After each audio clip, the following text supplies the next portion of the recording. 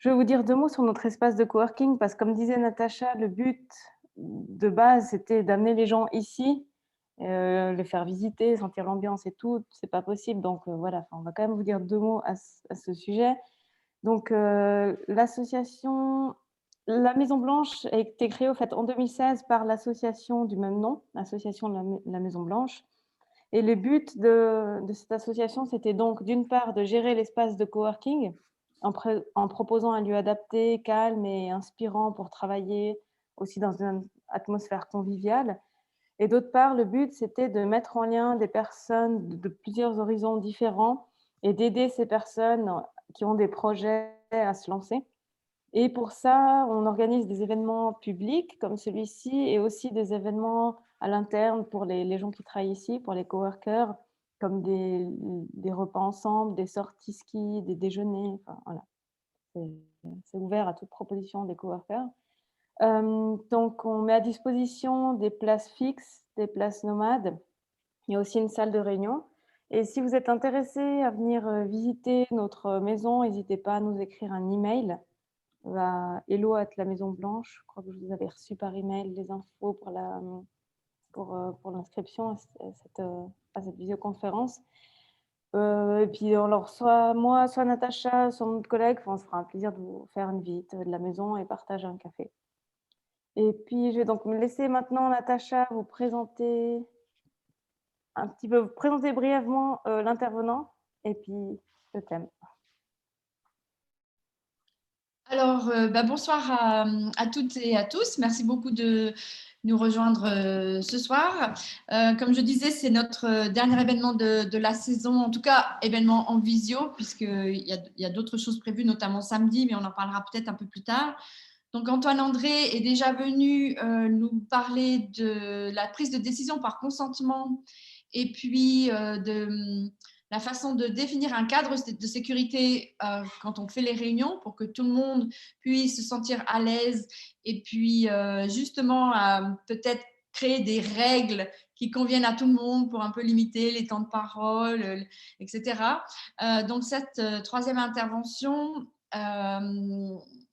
c'est aussi dans l'esprit de la gouvernance partagée. Donc je pense qu'il y aura, d'après ce que j'ai entendu, des outils qui intéresseront les personnes qui ont en ligne. Antoine a fondé une société qui s'appelle Be Curious Formation, qui a pour but de faciliter la transition vers justement le management participatif pour les structures qui sont déjà en place, les sociétés qui travaillent de façon plus traditionnelle, dans le but de remettre l'être humain au centre des préoccupations et de prendre la valeur de chacun en considération et les apports de chacun plutôt qu'une structure hiérarchique. Il a aussi créé un média alternatif qui s'appelle The Swissborg Conversation, donc qui interroge en profondeur des sujets phares de notre époque. Il pratique la gouvernance partagée dans plusieurs collectifs associatifs dont il fait partie, tels que le Mouvement citoyen de Morges et Régions en transition, Habitation Plus, etc. Il est aussi formateur d'adultes qualifiés et titulaire d'un brevet en gestion de ressources humaines. Donc, il est un explorateur invétéré. Il fait aussi de la cuisine, un permis poids lourd. Il a un permis poids lourd. Enfin, voilà. Donc, c'est une personne très éclectique qui va nous présenter ce soir ces outils. Donc, merci beaucoup, Antoine. Et puis, je te laisse la parole. Donc, il est 18h20. Je dois être le maître du temps. La première fois qu'on a fait la conférence avec Antoine, on a vraiment très, très débordé. Alors, maintenant, je fais très attention. Donc, je me permettrai parfois de juste rappeler l'heure. Alors, à toi, Antoine. Merci. Bienvenue à toutes et à tous. Ça fait vraiment plaisir d'être là pour une troisième fois. Il faut croire qu'on m'a fait confiance, donc c'est chouette, j'apprécie particulièrement. Et puis, alors, les visages me semblent complètement différents. Je crois que parmi d'entre vous, il y en avait qui étaient à l'une ou à la deuxième présentation que j'ai faite. Non, hein, je ne crois pas. D'accord. Bon, ben voilà, très bien. Chaque fois, un nouveau public. Et puis ce soir, je vais vous emmener sur le terrain, parce que parler, Oui, c'est bien, mais il faut le faire aussi. Je trouve qu'il faut équilibrer justement ces deux niveaux. Donc, ça ne va pas être 1 heure et demie où je fais que mon blabla, mais vous allez aussi contribuer. En fait, on va se plonger dans le cœur de la chose ensemble. Donc, voilà, je vais partager ma petite présentation aussi, qui commence par le même. Voilà, là, vous voyez à l'écran aussi ce que vous voyez tout à l'heure, hein, je crois. Voilà. Okay.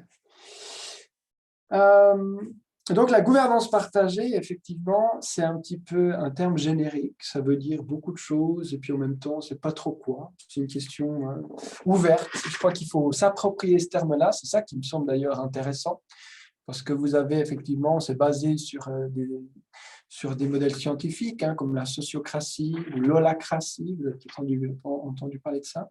Moi, j'aime bien l'affubler de noms un petit peu peut-être moins formels ou moins officiels, comme par exemple la gouvernance organique ou la gouvernance naturelle ou la gouvernance distribuée. Voilà. Il y a plein de noms.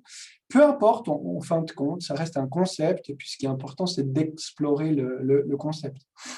Mais dans gouvernance partagée, il y a le mot partagé. Et puis, ça, c'est un terme générique de gouvernance qui, en gros, tend vers une distribution du pouvoir suite à l'observation de dysfonctionnements dus à l'organisation que vous connaissez, c'est-à-dire celle qui est verticale, qui est basée sur cette vision du monde hiérarchique, où la personne au-dessus est plus qualifiée, elle sait plus, elle a plus d'expérience, elle a plus d'autorité, parce qu'on veut effectivement, peut-être d'une certaine manière, se dédouaner ou dire, voilà, peut-être dormir tranquille pour certains en disant, le responsable, en fin de compte, c'est lui, mais pas moi. Donc, ça a aussi ses avantages, on en parlera tout à l'heure. Le but n'est pas de vraiment la gouvernance partagée ou organique ou fluide, peu importe, n'est pas réellement de porter un jugement sur un type ou un autre de gouvernance. C'est souvent l'erreur qu'on pense, on ne rejette rien. Simplement, on regarde des modèles existants et on se pose la question, qu'est-ce qui est fonctionnel, qu'est-ce qui nous aide, qu'est-ce qui est utile, et qu'est-ce qui est dysfonctionnel, qu'est-ce qui nous pose des problèmes, et qu'est-ce qu'il faut changer. Donc, d'une certaine manière, c'est un peu un arrêt sur image en se disant, OK, mais pourquoi on fait les choses? Qu'est-ce qu'on veut garder? Qu'est-ce qu'on veut jeter? Puis une des phrases qui revient le plus souvent, c'est « Ne jetons pas le bébé avec l'eau du bain ». J'aime bien cette petite phrase-là. Donc, en termes de préambule, effectivement, ça c'est un peu le titre qui vous a certainement fait venir un petit peu ici, les 3 outils. En fait, c'est rigolo parce qu'à la base, pour la petite anecdote, il n'y a pas 3 outils, il y en a beaucoup plus. Et puis Natacha m'a dit, oui, mais on n'a pas beaucoup de temps, etc. Donc, il en faut 3. Et puis, du coup, j'ai un peu triché, j'ai donné 3 familles d'outils qu'on va replacer un peu comme ça. Mais comme ça, je pense que vous aurez, à la fin de cette heure et demie, vous voyez comme une petite boîte à outils comme ça qui sera remplie d'idées. Le but, c'est un peu ça aujourd'hui, de vous donner des idées, des pistes, à vous dire j'essaie ça, j'essaie pas ça. Souvent, une des critiques de la gouvernance partagée, c'est justement que c'est une discipline, ce qui est vrai. Pour moi, la gouvernance partagée, c'est un art. C'est quelque chose qui est très global, qui est holistique. Et puis, de l'approcher, c'est un peu de dire, OK, mais attendez, on ne peut pas passer de l'organisation traditionnelle à quelque chose qui n'a rien à voir sur le fond, sur la forme, etc. Ce qui est une juste critique. Et puis, du coup, il y en a qui essaient de travailler, de réfléchir, notamment moi, pour une transition plus douce. Puis se dire, OK, on ne va pas changer tout du jour au lendemain, mais prenons quelques éléments, regardons s'ils peuvent amener une plus-value. Et puis, effectivement, quand on convainc les gens que ceci ou cela peut améliorer les choses, ou pas, eh bien, ça nous fait réfléchir et puis à nous dire, OK, est-ce qu'on part vraiment? Est-ce qu'on met plus d'énergie à changer ceci ou cela?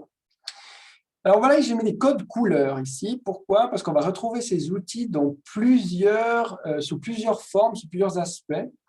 Et puisque moi, je vous propose aujourd'hui, c'est de faire comme si on y était. C'est-à-dire de dire qu'on est un groupe qui travaillons de près ou de loin, on peut être membre aussi à la Maison Blanche, qui est vrai, puisqu'aujourd'hui, vous êtes participant d'une activité de la Maison Blanche. et de faire comme si on était en séance de travail. Qu'aujourd'hui, ensemble, on se réunit, dit-on pour la formation, à une séance de travail où tout le monde va pouvoir participer. Et puis réfléchir aussi, évidemment, j'essaierai de mettre en perspective un petit peu la philosophie et la théorie qui se cache derrière les outils qu'on va utiliser. Mais en gros, ces outils, ils servent à quoi? Eh bien, ils servent à faire face à un monde et une organisation qui se complexifient. Et moi, non seulement je suis convaincu qu'effectivement, c'est plus rigolo et joyeux de faire de la gouvernance partagée quand on travaille ensemble, mais en fin de compte, ça, on s'en fout un peu, parce que pour moi, c'est inéluctable que ces modèles-là vont s'imposer, tout simplement parce que la gouvernance traditionnelle actuelle n'est pas capable de gérer la complexité. Alors, on pourrait en parler longuement, mais en gros, le monde d'aujourd'hui, il est beaucoup plus complexe qu'il était à l'époque, parce que simplement le nombre d'informations qu'on a, le nombre d'acteurs qui prennent partie prenante, etc., est plus élevé. Et le seul moyen d'amener des réponses, je dirais, pertinentes et efficaces pour trouver pour avancer, c'est l'intelligence collective. Pour moi, c'est clair et net. Et du coup, ces outils-là, finalement, ils essayent d'aller ils essaient d'aller récolter cette intelligence collective d'une manière. C'était pour la petite introduction. Alors voilà. Alors qu'est-ce qu'on va faire? On va faire le cheminement du jour ou le plan de travail de notre séance. Il est le suivant. Alors j'ai mis les codes couleurs, hein, vous voyez, pour rappeler quel type d'outil on veut utiliser à quelle étape. Mais c'est pas très joli. Mais voilà, c'était peut-être pour mettre un peu plus de clarté.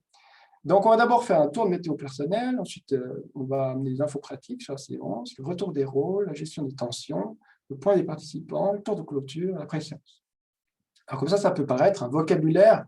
Vous pensez peut-être effectivement comprendre à peu près ce qui se passe, mais on va les prendre les uns après les autres. Du coup, je vous propose de commencer avec un tour de météo personnel ou, plus scientifiquement appelé, un tour d'inclusion, puisque c'est un peu ça son but, c'est d'inclure aussi. Alors, avant que je vous explique pourquoi, comment, quoi, au niveau philosophique, plus en détail, on va le faire, tout simplement. Et je vais vous laisser 1 minute, pas plus, pour trouver 3 mots. Le premier, c'est un trait personnel que vous avez.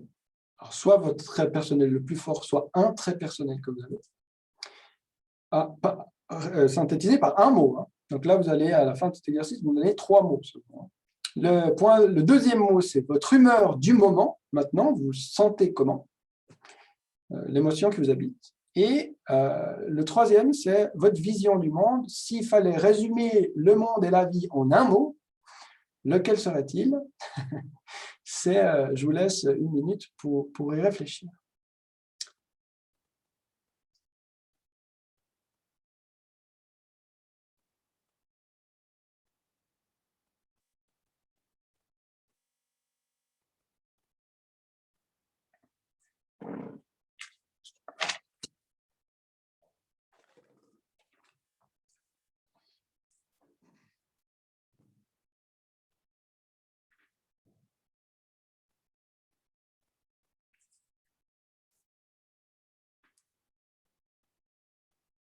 Réfléchissez pas trop, il faut que ce soit assez spontané aussi.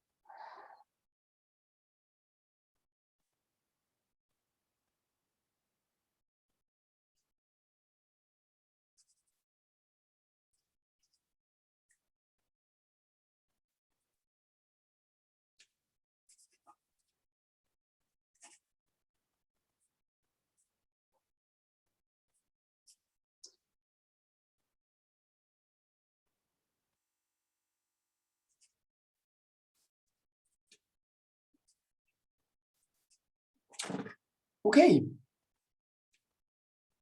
Alors, qui est prêt nous donne les 3 mots qu'il a choisis. Alors, Chloé, je vois que vous levez la main, c'est parfait. Voilà, comme à l'école. Alors, le premier, c'est curiosité, le deuxième, enthousiaste, et le troisième, transformation. Voilà. Super.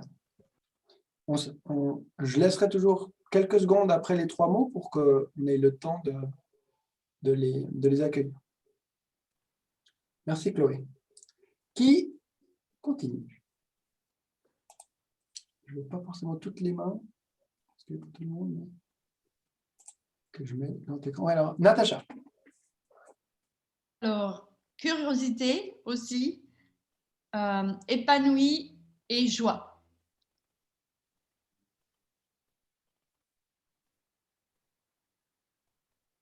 Merci. Patrick. Alors pour moi, optimiste, serein et complexe.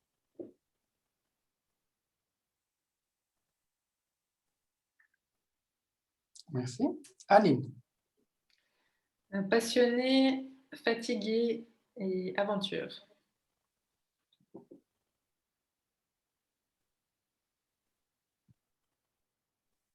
Merci.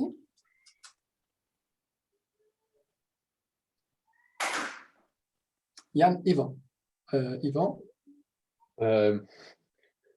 Humour, culpabilité et conflit d'intérêts.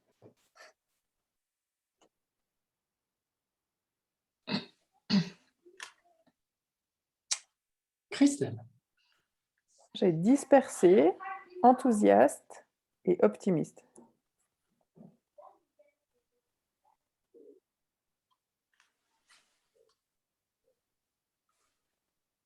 Merci. Qui reste-t-il là? Oui, celle-là. Alors moi, j'ai empathique, sereine et colorée.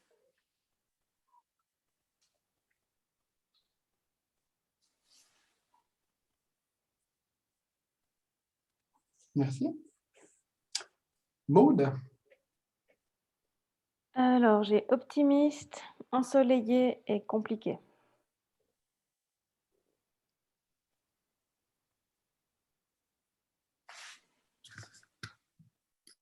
Merci. Et moi, j'ai penseur, sensible et paradoxal. Je crois qu'il y a Patrick qui n'a pas dit ces mots. Sauf erreur. Je ne le veux pas sur mon écran, pardon. Et Aline aussi, elle a... Non, Hélène, elle a dit. Ah, ok.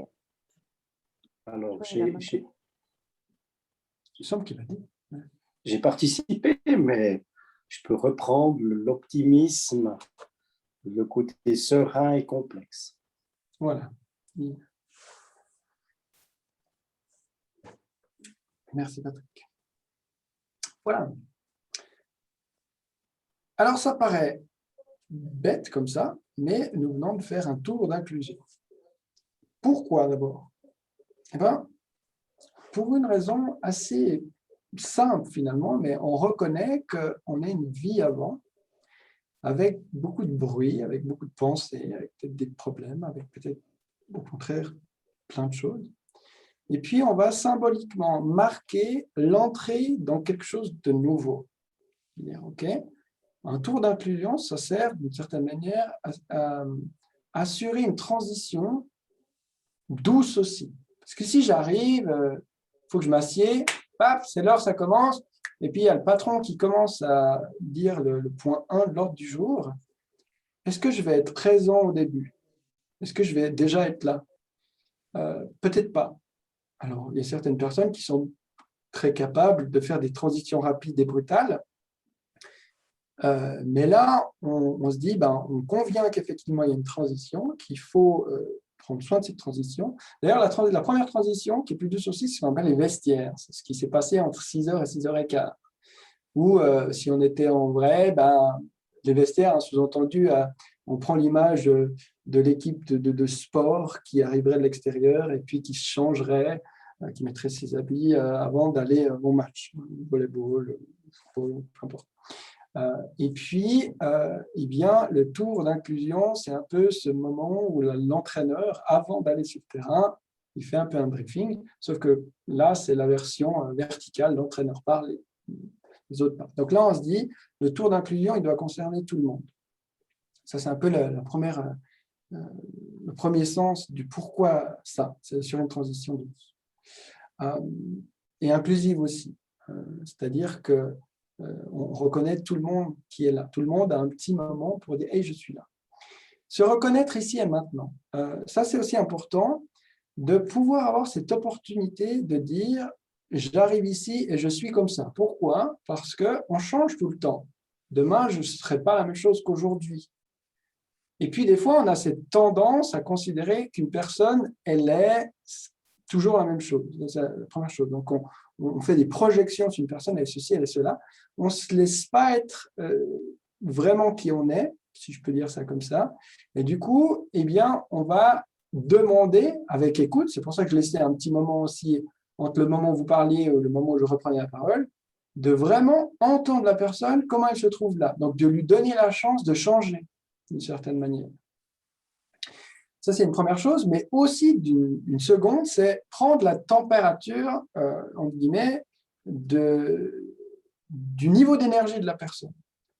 Parce que si hier, par exemple, il y avait une personne qui était à la séance, elle était très entreprenante, prenait beaucoup la parole, beaucoup d'idées, vous pouvez compter dessus, puis aujourd'hui, pas.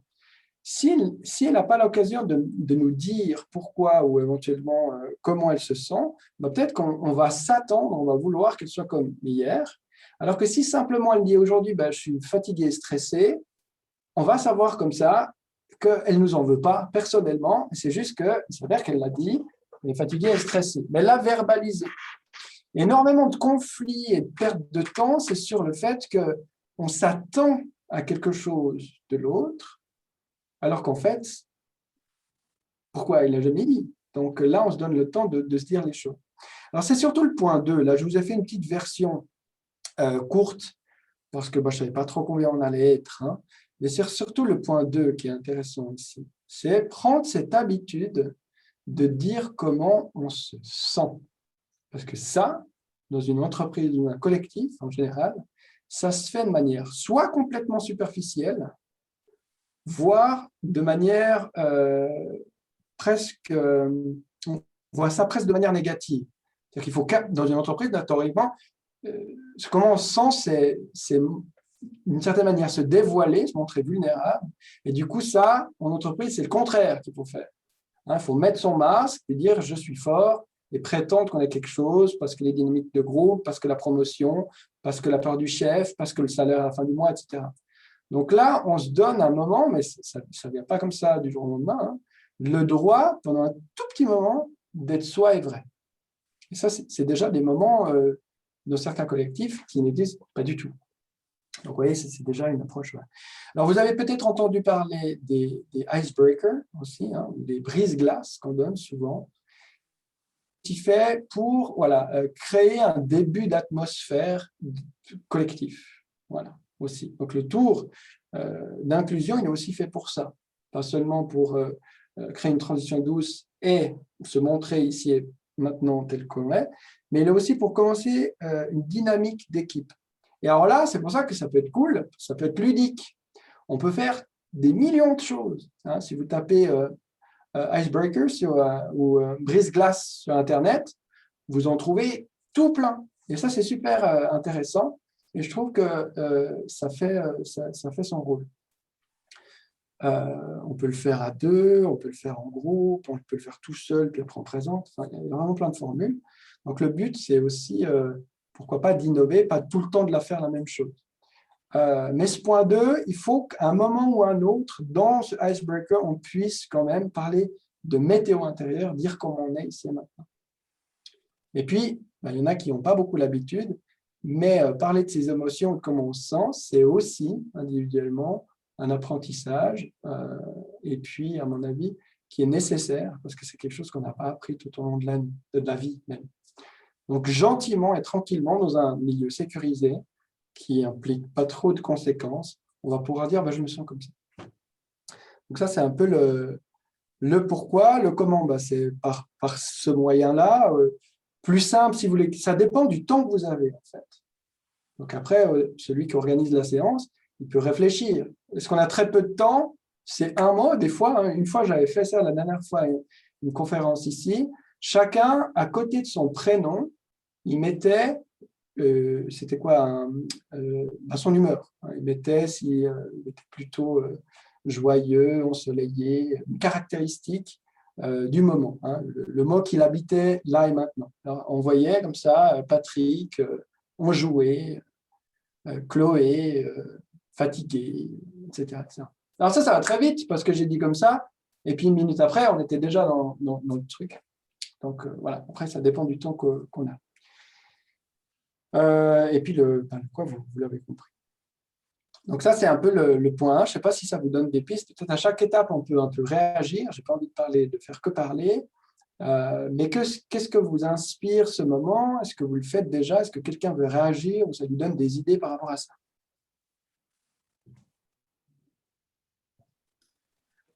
Célia, ouais. Ouais, on le fait, nous, à certaines séances, quand on est, des séances voilà, où on est 3 personnes, on le fait, alors on s'étend un peu plus sur comment on se sent avec un peu plus d'explications. Je trouve que c'est super intéressant parce que justement, on arrive à comprendre après pourquoi la personne réagit de telle manière ou telle manière pendant la séance. Après, c'est vrai que c'est le genre de choses qui passent à la trappe en premier si on est pressé ou si... Tout à fait, c'est juste. Merci pour ce témoignage. Il y en a qui font, je trouve ça intéressant, une minute de silence, comme tour d'inclusion. Donc la personne, en fait, elle ne va pas forcément exprimer comme ça, mais elle va elle-même prendre conscience de ce qu'elle est. Puis après, pendant les discussions, peut-être qu'elle sera plus à même à expliquer précisément pourquoi elle réagit comme ça, parce qu'elle aura eu un petit peu de temps pour faire une introspection qui met. Donc, voilà. Mais effectivement, vous avez raison, c'est une bonne, ça dépend du nombre qu'on est. Alors, en gouvernance partagée, on dit un truc assez rigolo. On dit, il y a quelqu'un de très célèbre qui a dit qu'au niveau des séances, en termes de nombre, 12 c'est bien, mais à partir de 13 c'est la merde. Puis il s'appelle Jésus. Je trouve pas mal. Effectivement, en termes de nombre, après plus que 12, ça devient difficile d'établir des choses comme on le fait par exemple dans cette séance avec ces points-là. Parce que ça doit s'approcher différemment. On ne peut pas attendre les mêmes résultats quand on travaille à 3 qu'on travaille à 1. On ne peut pas, il faut réfléchir à la pertinence aussi de l'organisation de ce qu'on fait par rapport au monde. Donc ça, c'est la première étape. La deuxième étape, c'est les infos pratiques sur la séance. Ça peut aller très vite, mais il peut être bien. Là, je vais vous donner des exemples. Nous, c'est ce qu'on utilise. Tout ça, je le pratique notamment avec le mouvement citoyen de la région morgienne, où on a appliqué tout ça. Donc, on l'a designé un peu à chaque fois nous-mêmes. On rajoutait quelque chose qui ne marchait pas, on enlevait, on remettait, etc. Alors, info pratique sur la séance, en gros, c'est de dire, de juste factuellement reposer les choses. Déjà, se mettre d'accord sur l'heure de fin. Là, on peut le faire, par exemple. On m'a dit tout à l'heure qu'il faudrait finir à 8h moins quart. Entre 8h et 8h moins quart. Bon, on va essayer ça. Est-ce que tout le monde est d'accord? Dans une séance normale, il faut dire est-ce que tout le monde est d'accord avec ça? Puis il y en a un qui dirait ah non, moi je dois partir à 7h30. Alors là, ensemble, on se met d'accord. Est-ce qu'on finit à 7h30 pour que la personne, du coup, puisse tout suivre, ou alors on se met d'accord qu'à 7h30, elle pourra partir, mais on n'aura pas fini. Et puis là, ça peut déjà enlever certaines tensions de personnes qui devraient partir plus tôt, parce qu'elles l'ont annoncé, puis les autres, ils savent comment l'accueillir. Et puis ça diminuera peut-être la pression que cette personne mettra, parce qu'elle veut ou pas finir quelque chose. Donc, on parle de mettre dans le visible. Donc, ça, c'est aussi une phrase qui revient souvent. Il y a énormément de choses qui sont implicites quand on travaille en collectif. Et parce que culturellement, c'est accepté, eh bien, on ne va pas les exprimer. Alors qu'en fait, chacun réagit différemment. On peut ressentir une pression parce que ma mère, elle a toujours été très précise dans le temps, ou au contraire, j'ai jamais vraiment appris à être à l'heure, etc. Donc, chacun perçoit les choses différentes. Donc, quand on dit les choses, au moins, on sait sur quel pied danser. Alors, ça peut être après au niveau logistique, si c'est un lieu nouveau, les toilettes sont là-bas, on a le droit de manger pendant la séance. Essayons de dire les choses telles qu'elles sont. Après, évidemment, c'est au début. Après, quand on a un groupe qui se connaît, on a peut-être moins besoin de dire les choses. Et puis après, au niveau de la gouvernance partagée, on va rappeler les rôles. Alors ça on n'en a jamais parlé, hein, parce que là, on part assez dans le tréfonds de la gouvernance partagée. Mais la gouvernance partagée, ce n'est pas réellement des individus, c'est des individus qui énergisent ou énergétisent des rôles prédéfinis. Et il y a 4 rôles structurels et une infinité de rôles organisationnels en gouvernance partagée. Et pourquoi on essaie de faire une différenciation entre les rôles et les individus? Parce que souvent, une des dérives de l'être humain, c'est quand il est affublé d'un titre, de s'identifier au dit titre. Je suis le chef. Tu n'es pas un être humain, toi? Non, je suis le chef. Et du coup, ou alors je suis le subordonné. Pareil, il y a des choses qu'on colle, des étiquettes qu'on se colle, puis après on s'identifie à ces choses, alors qu'on oublie qu'en fait on est tous des êtres humains à la base, et on essaie de reconnaître cette valeur-là. Donc, en gouvernance partagée, il y a 4 rôles structurels, c'est-à-dire qui sont quasi obligatoires dans une organisation comme ça. On parle de premier lien ou de deuxième lien. C'est un peu complexe, je ne vais pas aller trop dans les détails. On pourrait leur donner tous les noms qu'on veut. D'ailleurs, on s'amuse souvent à donner des noms rigolos à nos rôles.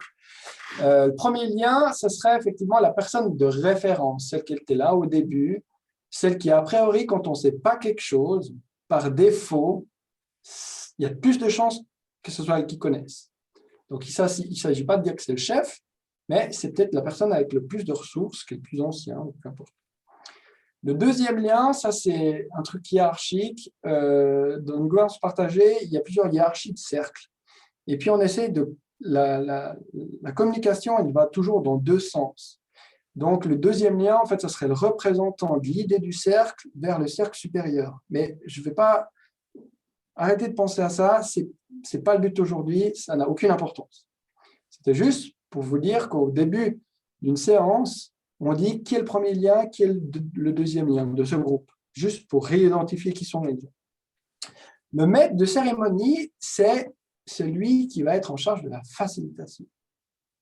Et en gouvernance partagée, on a toujours, en tout cas au début, et je pense pour les premières années même, un facilitateur. Alors on s'amusait à mettre maître de cérémonie, parce que dans notre groupe, on mettait maître de ceci, maître de cela, on trouvait plus valorisant. Mais pourquoi un facilitateur? Ça, c'est un outil qui était dans le titre, la facilitation. Eh bien, quand on commence une nouvelle discipline, il faut un arbitre. C'est assez clair si je vous dis, vous allez jouer à la pelote basque, d'accord? Puis je vous mets sur le terrain. Il y a la balle qui arrive. Et puis il y a les joueurs, il n'y a que les joueurs des deux côtés qui commencent à bouger. Qu'est-ce que vous en faites? La gouvernance partagée, c'est un peu ça. On essaye de faire une nouvelle discipline, mais s'il n'y a pas un arbitre ou quelqu'un qui est bienveillant pour essayer de vous expliquer ce qu'on a le droit de faire ou pas de faire, ça va être la catastrophe. Simplement parce que vous ne connaissez pas les règles. Ce n'est pas une question de chef ou pas de chef. C'est simplement qu'il faudrait une personne qui soit au fait des outils, qui sache quand les utiliser et pourquoi les utiliser.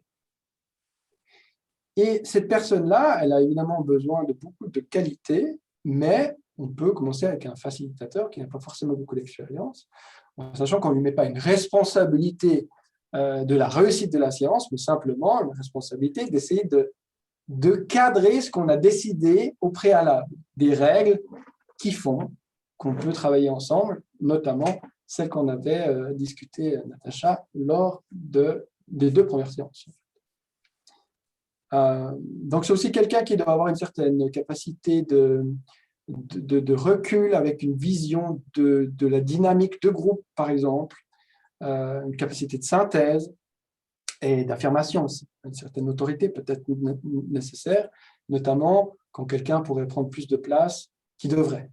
Eh bien, on délèguerait la responsabilité à cette personne pour réguler le processus et rien d'autre. Au niveau des décisions, il y a 0. Et c'est pour ça qu'on fait une séparation entre le premier lien, la personne référence, sage du groupe, est le facilitateur. Parce que si on mettait ces deux rôles ensemble, on commencerait à dessiner un chef. Et ça, on ne veut pas, on veut partage. Parce qu'on voit trop les dysfonctionnements et surtout, on voit trop que le chef, il dessert l'intelligence collective. Et rappelez-vous, pour gérer une complexité, on doit s'appuyer sur l'intelligence collective, pas sur l'intelligence du chef. Si vous mettez Einstein contre 10 personnes, puis que vous faites un quiz de connaissance générale, il va gagner. Contre 100, il va peut-être gagner. Contre 1000, c'est difficile. Contre 10 000, il n'a aucune chance. C'est sûr.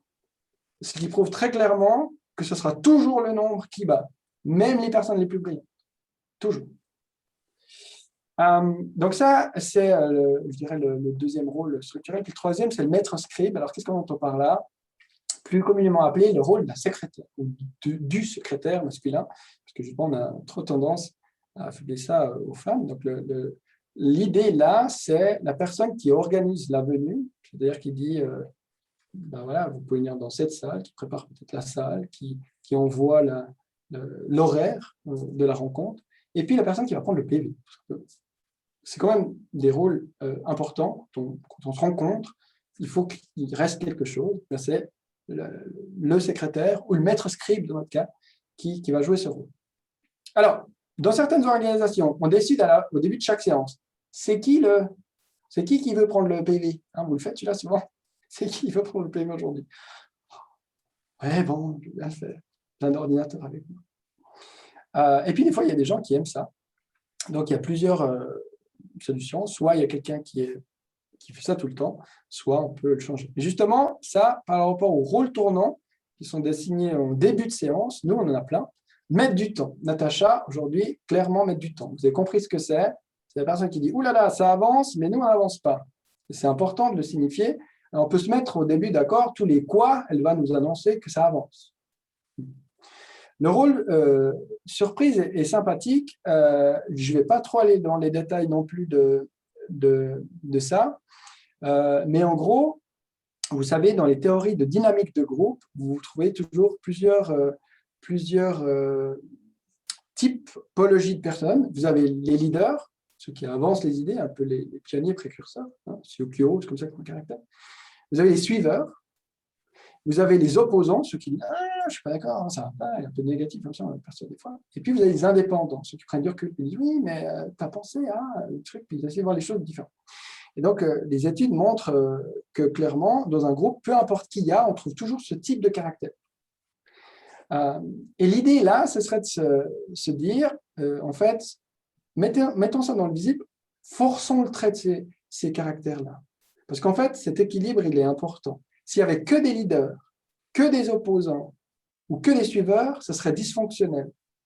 Donc, on se dit, on va essayer d'équilibrer ça. Donc, il y a une personne qui va se mettre une étiquette, on va lui dire, bon, ok, aujourd'hui, tu vas être leader, suiveur, opposant, indépendant, celui que tu choisis, puis tu joues ce rôle-là, mais avec le trait forcé. On amène quelque chose de supplémentaire, mais qu'on ne sait pas ce que c'est. Donc, comme ça, ça nous force à être ouvert, à écouter, à essayer de déterminer ce qu'il essaie de jouer comme rôle. Puis le rôle spécial, c'est la même chose, mais en le disant.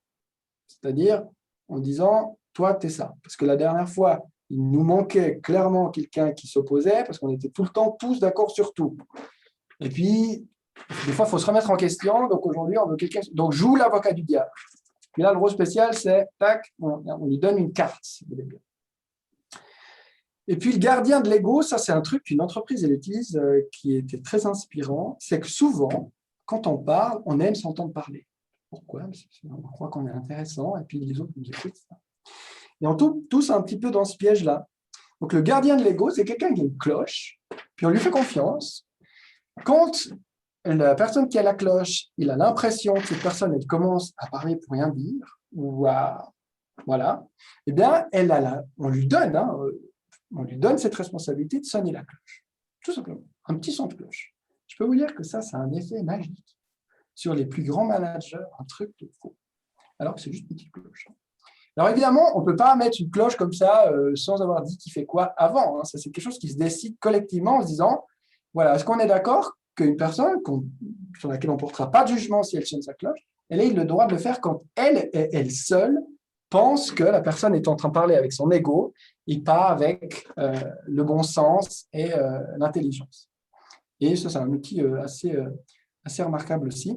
Mais évidemment, il faut que le groupe se respecte, parce que sinon, ça peut commencer à être quelque chose qui est perçu comme une menace. Mais ça, c'est typiquement le genre de rôle, tout cela, qui doivent changer.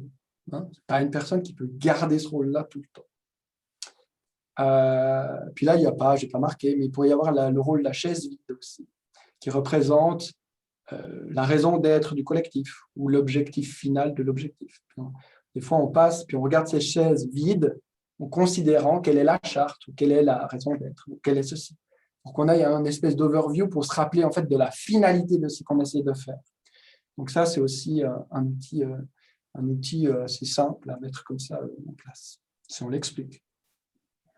Et nous, on avait rajouté encore les rôles tournants, c'est-à-dire ceux qui doivent se décider en avance. Le maître Ipai, c'est celui qui s'occupe de la nourriture. Donc, à chaque fois qu'on a des séances, il y en a un qui est responsable d'amener la bouffe. Puis il s'appelle maître Ipai. Parce que nous, on aime bien manger pendant séance. C'est comme ça. Alors, après, on le fait pas. Ça peut être salissant. Mais nous, on aime bien manger. Donc, il y en a toujours un qui fait ça. Soit un repas, soit du snack. Ça dépend de l'heure à laquelle on a le truc. Et puis, on a ajouté encore un rôle. C'est le rôle des 5 minutes culturelles, qui est assez intéressant aussi. C'est pour casser les dynamiques d'une séance, juste en 5 minutes. On a tous des passions, on a tous des trucs qu'on veut partager, des petites choses. Mais là, l'idée, c'est de dire, au milieu de la séance, quand peut-être le facilitateur, il sent qu'il faut maintenant qu'on fasse une cassure ou qu'on évolue ou qu'on arrête quelque chose, il peut invoquer les 5 minutes culturelles et la personne qui s'était préparée la fois d'avant aura alors 5 minutes top chrono pour présenter au groupe sa passion. Et quand quelqu'un de passionné parle, à tous les coups, il y a les yeux qui brillent et l'attention est captée. Ça réénergise un peu la séance. Donc là aussi, je l'ai pratiqué. Et en général, c'est quelque chose qui crée du lien en plus de vraiment apporter une plus-value à la séance. Est-ce qu'on a le temps? Alors très clairement, pour nous, ça, c'est le truc qui saute quand il n'y a pas le temps à chaque fois. Mais la personne, elle a son truc, sa passion, elle la garde, et puis elle aura une autre fois une opportunité éventuellement de l'amener pendant la séance. Donc, ça, c'est un peu des rôles qui tendent à vouloir distribuer la richesse de la parole aussi. Tout ça, ça permet, d'une certaine manière, de faire émerger le meilleur des gens. Et puis là, il peut y avoir des outils plus pratiques qui ne sont pas des rôles, c'est le bâton de parole, par exemple. Vous connaissez ça. Si vous savez que vous avez des problèmes parce qu'il y a des gens qui se coupent, le bâton de parole, il suffit de donner un bâton, et puis ça, alors, il n'y a aucun problème. Les gens n'arrivent plus à parler quand ils n'ont rien dans la main. Donc ça peut vraiment aider. En général, je ne l'utilise pas a priori, je l'utilise quand il y a un déficit, un défaut. En gouvernance partagée, on dit d'essayer d'innover, mais pas d'essayer de résoudre des problèmes qui n'existent pas encore. Ça, ce n'est pas efficient. On amène des solutions seulement quand on a observé un problème. Donc, il n'y a pas forcément d'anticipation, sauf si vraiment c'est un problème qu'on voit arriver comme une maison et qui est grave. Mais en termes généraux, on fait une analyse de ce qui était fonctionnel, dysfonctionnel, et on trouve des solutions pour ce qui a été dysfonctionnel. Ça va, des questions par rapport à ça? Ça vous donne des idées? Ça vous parle ou pas? Comment vous ressentez ce...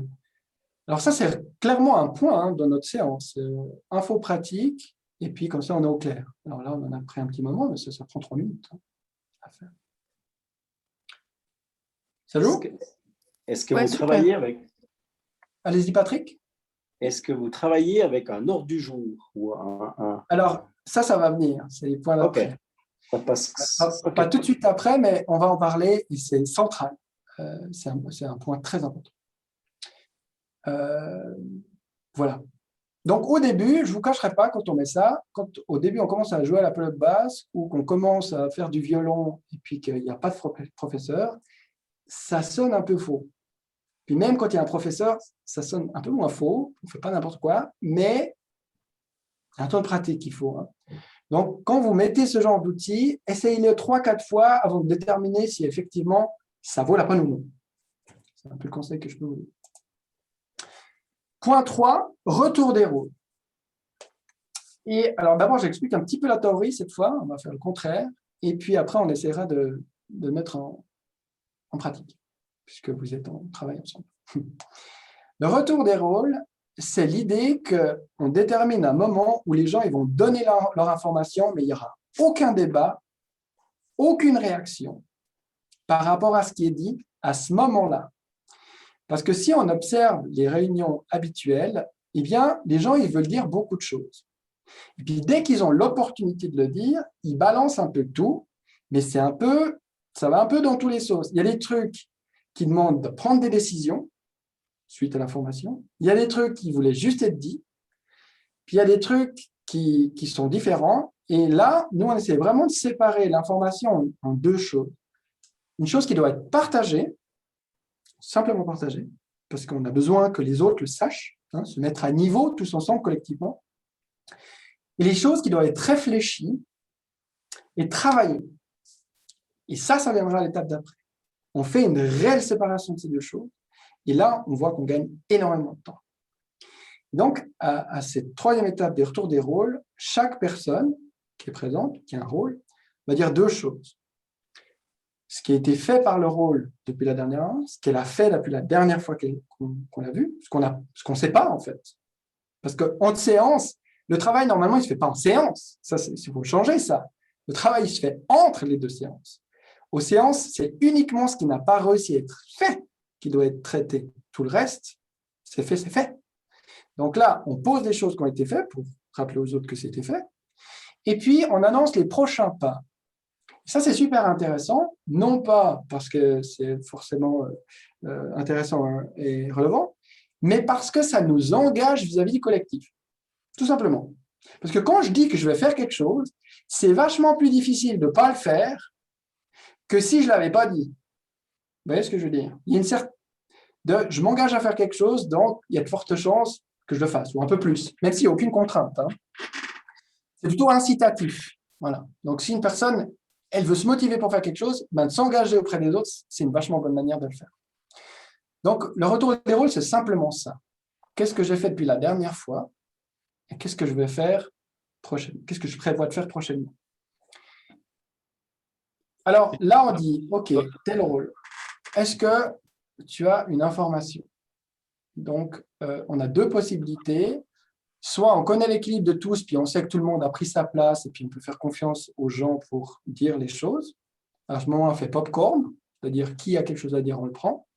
Soit on est un petit peu au début, et puis effectivement, tout le monde n'a pas encore fait sa place, il y a encore des dynamiques qu'on n'a pas très bien compris, et là, on va vraiment poser la question à tout le monde pour être sûr que chacun a l'opportunité de dire ce qu'il ou ce qu'elle a à dire. Alors, on va faire ça. Natacha, as-tu un retour d'information depuis la dernière fois qu'on s'est vu? Je t'écoute. Oui ou non? Oui, alors c'est confirmé, la journée de la durabilité aura bien lieu à Monté et à Colombey-Murat et la Maison Blanche participe samedi. Magnifique. D'autres choses? On a décidé d'ajouter un nouveau thème aux événements de la Maison Blanche et on va l'année prochaine, en plus de l'agriculture et du tourisme, on travaillera sur les industries créatives. Eh bien, joli. J'ai dit. Et tu as dit. Ah, elle a fait quelque chose d'intéressant. On voit qu'elle initie la gouvernance partagée. Quand on a fini de parler, on dit j'ai dit, comme ça l'autre sait qu'il peut parler. Parfait, merci beaucoup. Quelqu'un a une autre information à passer? Allez, à inventer sur les créatifs.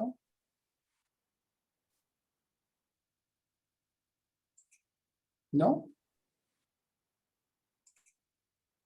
OK. Alors, très bien. Puisqu'il n'y a pas d'autres informations, on va passer à la suite. Voilà. Donc, ça serait l'idée, l'idée simplement du tout. Donc, c'est aussi relativement simple, vous avez vu. C'est là où on peut rajouter un autre outil que vous voyez dans les collectifs militantistes. Vous avez déjà vu comment ils fonctionnent, Extinction Rébellion, ou les grèves pour le climat, ou les jeunes, comme ça. Vous avez déjà vu quand ils parlent ce qu'ils font?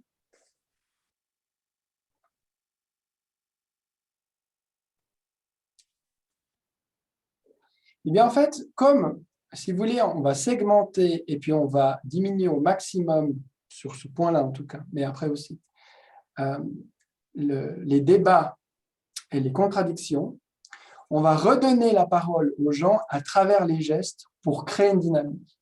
Parce que sinon, ça devient un petit peu trop immobile. Donc, si l'information de Natacha, il suscite une émotion, quelque chose, vous allez le partager sans la couper. Parce qu'une gestuelle, ça amène quelque chose à l'énergie, mais ça n'empiète absolument pas du tout sur l'espace de parole qu'elle a pris. Alors là, vous pouvez vous inventer une dialectique aussi. Voilà. Il y a aussi le langage du signe. Il y a beaucoup de ces mouvements faits par les militants, surtout, sont tirés des langages des signes, par exemple. Alors là, la seule chose qui vous donnerait le droit de prendre la parole, ça serait des questions, on fait comme ça, c'est le C en fait, c'est des questions de clarification. Vous avez entendu l'information de Natacha, mais vous n'avez pas compris. Donc c'est uniquement la compréhension, c'est tout. Le facilitateur veille au grain, aucune réaction, aucune prise de position, mais des questions de compréhension pure sont tolérées. Donc, si une personne elle lève le nom en disant « Attends, tu m'as dit quelle date là ?» C'est acceptable. Mais c'est le festival, en période du Covid. Là, le facilitateur il dit « Non, non, non, non. Tu as envie de réagir, c'est très bien. Je vois que ça a suscité une tension chez toi. Marque-la sur un petit bout de papier. Tu vas avoir l'espace de la formuler tout à l'heure. » C'est clair pour vous, ça ? Donc, il y a cette volonté quand même de segmenter, de se dire, là, on a le droit de parler parce que ça amène quelque chose de déterminé, mais là, on n'a pas le droit de parler parce que ce n'est pas à ce moment-là qu'on veut que la discussion soit faite. Vient alors le gros de l'os, Patrick, effectivement. Le sujet qui fait qu'on est là, parce que oui, Yvan ? Possible de poser des questions maintenant ou, Oui, allez-y. Ouais, pardon, oui, c'est très bien. Réagissez. Clarification. Clarification. Oui, d'ailleurs, je serais intéressé à ce que tu nous dises ce que ça veut dire cette croix. Et puis Ok, ouais. Alors, je pourrais vous donner un lien d'un site. J'ai un copain qui a fait un lien sur Wikipédia avec toutes les signes. Alors, ma question, c'était sur le fait, tu disais que ce retour des rôles n'engageait en rien, mais si j'ai bien compris, il y a quand même le scribe ou la scribe va quand même prendre note, notamment des prochains pas qu'on a annoncés pour notre projet. Donc, il y a quand même d'engagement et de trace écrite. Et ça non, alors ça peut être décidé. Mais a priori, nous, dans le PV, on ne marque que ce qui a été fait, synthétiquement, et pas les prochains pas. Parce que le but, ce n'est pas que ça devienne une pression auprès de ceux qui n'étaient pas là. Okay, ouais. C'est aussi pour créer une confiance. Je m'engage j'ose vous dire ça à vous, mais tous les autres qui ne sont pas là, ils ne sont pas là. Donc, je ne veux pas me mettre en danger. Et si on commence à le marquer, eh bien, on peut peut-être créer une crainte qu'on ne veut pas. Là, on essaye de faire un lieu sécurisé. Très bien, merci. Mais on pourrait décider, si on a envie d'être un petit peu plus, puis de s'engager, puis qu'on voit qu'on est un petit peu indiscipliné, collectivement se mettre d'accord sur le fait qu'on va écrire les trucs. Mais le risque, si on fait ça, c'est que finalement, les gens, ils n'annoncent pas leurs petits pas. Ouais. Mais tout est discutable. On peut le faire, on peut essayer, voir ce que ça donne. Super, merci beaucoup. Merci. C'est d'ailleurs intéressant ce que vous dites là, parce que finalement, la gouvernance partagée, c'est très inspiré de la nature. La nature, elle fonctionne comment ? Elle fonctionne en essai-erreur. C'est-à-dire, j'essaie quelque chose, puis si ça ne marche pas, je m'éteins. Puis il y a autre chose qui vient. Les dinosaures sont éteints, puis il y a autre chose qui vient à la place, les êtres humains. Je caricature, évidemment, je ne suis pas anthropologue. mais pour vous dire que tout ce qui ne marche pas, finalement, laisse la place pour autre chose. Et la gouvernance, c'est ça aussi, c'est d'essayer d'être suffisamment audacieux pour essayer des choses qui nous paraissent justes, mais d'être suffisamment intelligent pour se dire, mais en fait, qu'est-ce qui fonctionne là-dedans et qu'est-ce qui dysfonctionne là-dedans. Alors, le point d'après, on pourrait dire, tout ça pour arriver enfin au truc intéressant, peut-être, mais sachez que quand on est bien entraîné, les 3 points qu'on vient de faire, ils vous prennent 10 minutes sur une séance. C'est très rapide. Et du coup, là, on va passer, si vous voulez, à ce qu'on appelle la gestion des tensions. Parce qu'en gouvernance partagée, on va pas tellement parler de problèmes, Non pas parce qu'on veut se voiler la face, mais parce qu'on essaye de changer la sémantique. C'est-à-dire, si on parle d'un problème, on entend une négativité, quelque chose qui est mal, qui arrive. Or, la vie est tension, la vie est problème. D'une certaine manière, ce n'est pas possible autrement. Donc, on se dit, on va plutôt utiliser le mot tension pour illustrer qu'il y aura toujours une différence entre ce qui devrait être, idéalement, de manière utopique, hein, un monde où tout le monde sait, mais, etc., et ce qui est vraiment, donc la réalité.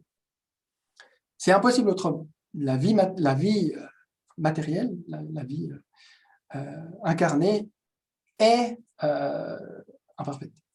Et du coup, on va dire que celui qui arrive à identifier une tension entre ce qu'il pense qui devrait être idéalement et ce qui est en réalité, il va faire un cadeau. Il va exprimer cette tension.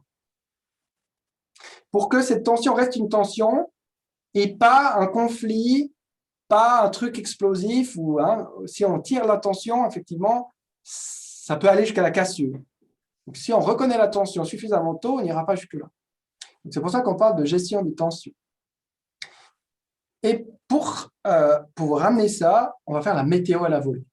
Pardon, la météo à la volée, je me suis trompé. L'ordre du jour à la volée, je corrige. Ça, c'est n'importe quoi. Alors, où j'en étais où? Hop, excusez-moi. L'ordre du jour à la volée. Attendez, alors, du coup, je vais arrêter de partager, corriger le truc plus facilement. En même temps, je vous explique ce que c'est. Parce que là, je ne sais pas pourquoi j'ai dit météo. Je vois de la météo partout, c'est peut-être parce qu'il ne fait pas beau.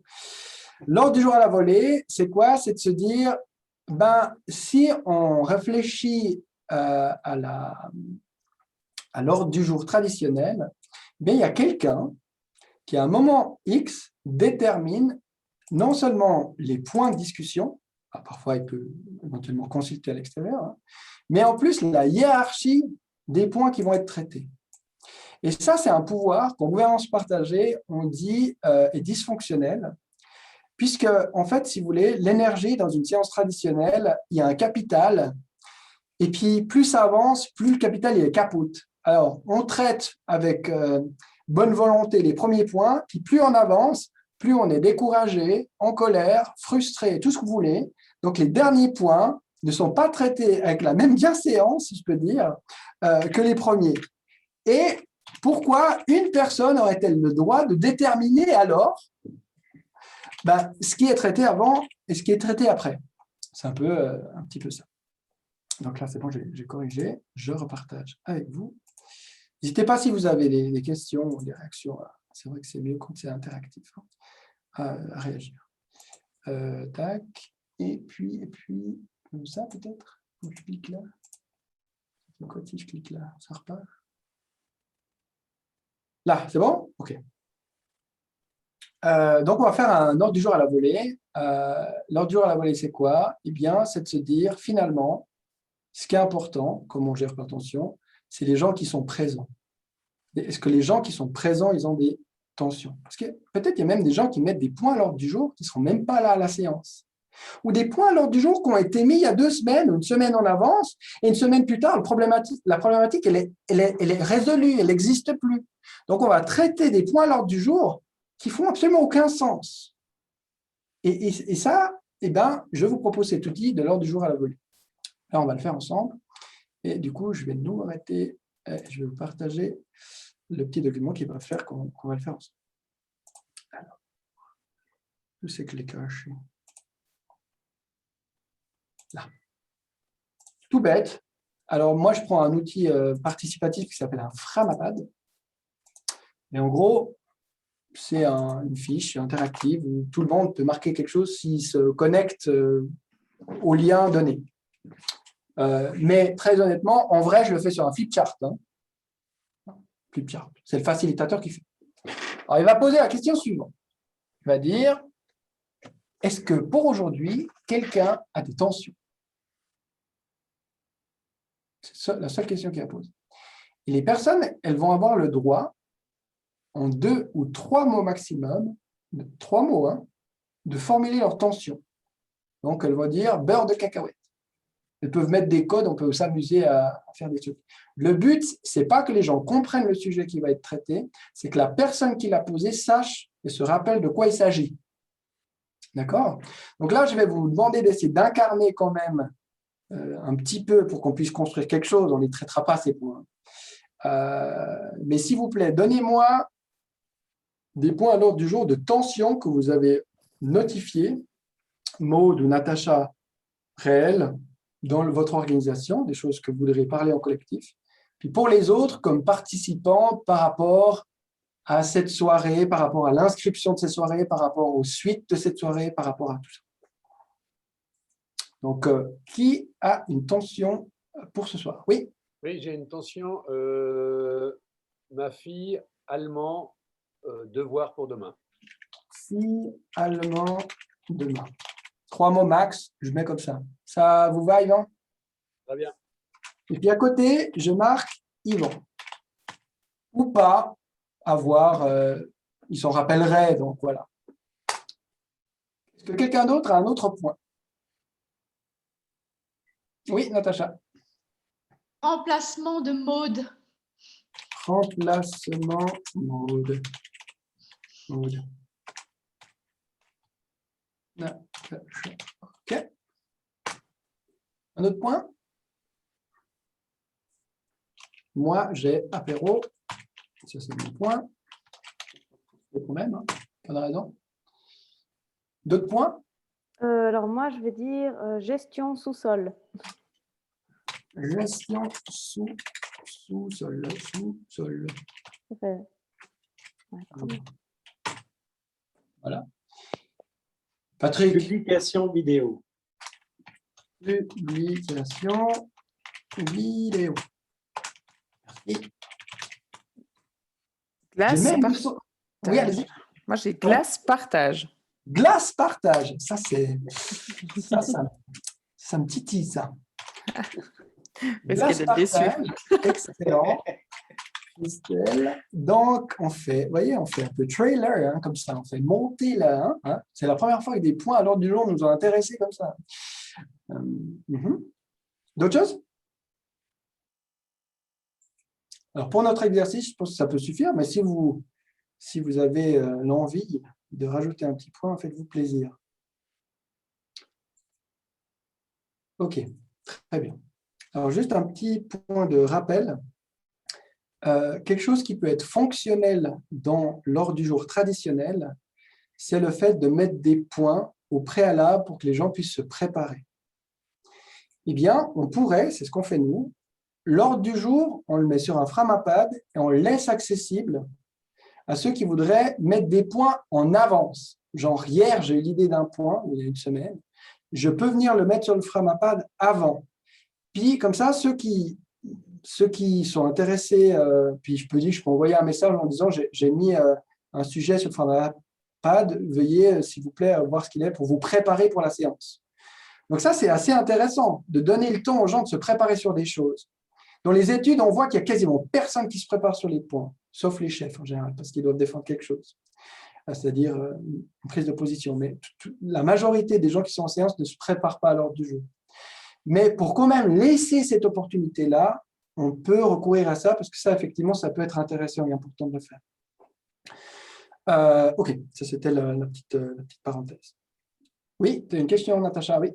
Je n'ai pas une question, j'ai juste peut-être une remarque. En fait, le fait que chacun amène un point ou plusieurs à l'ordre du jour inclut quand même que la personne, elle se prépare elle-même. Oui. Du coup, au lieu d'avoir un ordre du jour préparé par une personne qui se serait préparée, elle, pour tout, ben, chaque personne, et du coup, là, on engage aussi les personnes à l'individuel. Donc, déjà, quand on arrive à la séance, on sait qu'on a son point et qu'on s'est préparé pour son point. Donc, c'est vraiment un autre état d'esprit. Exactement. Merci de l'avoir rappelé. Je n'ai rien de mieux à dire que ce que tu dis. Ça a aussi cet impact-là de l'implication personnelle. Et du coup, au vu du travail que je fais pour mon point, il y a forte chance aussi que je considère le point des autres plus facilement que si je n'avais rien fait du tout. Tout à fait. Alors là, on a le contenu de la séance et ce contenu est fluide. C'est-à-dire qu'à chaque fois qu'un point sera résolu, ou est-ce qu'on peut dire résolu? détendu, hein, si on utilise ces termes-là, eh bien, on pourra donner l'opportunité au groupe d'en rajouter. Donc, il n'est pas définitif. On peut rajouter des points à l'ordre du jour si on identifie une tension au cours de la séance. Parce que finalement, on est toujours moins bête quand on a entendu des choses. Donc, on ne fiche jamais rien. On verra ça tout à l'heure. Donc là, la question d'après, c'est quand on a le premier contenu, il n'y a plus de proposition. Je vais poser la question suivante. Est-ce que quelqu'un souhaite que l'on traite son point en priorité? Est-ce que quelqu'un a besoin que rapidement son point soit traité parce que pour elle, c'est un point de stress et puis elle va avoir de la difficulté à se concentrer, notamment si on ne résolvait pas ce problème ou cette tension avant la suite, ou ça vous convient comme ça? Est-ce que quelqu'un souhaite qu'on traite son point en priorité? C'est la seule question. Et là, je vous écoute. Est-ce que quelqu'un souhaite qu'on traite son point en priorité? Alors, s'il vous plaît, quelqu'un dit oui. Oui. C'est qui a dit oui? Yvan, oui, c'est important pour vous? Ok, très bien. Alors, je mets un petit 1. On va traiter ça. Si par exemple, il y avait... vous me dites, bah oui, parce que la glace, quand même, j'ai peur qu'elle fonde. C'est important. Je mets un petit 2.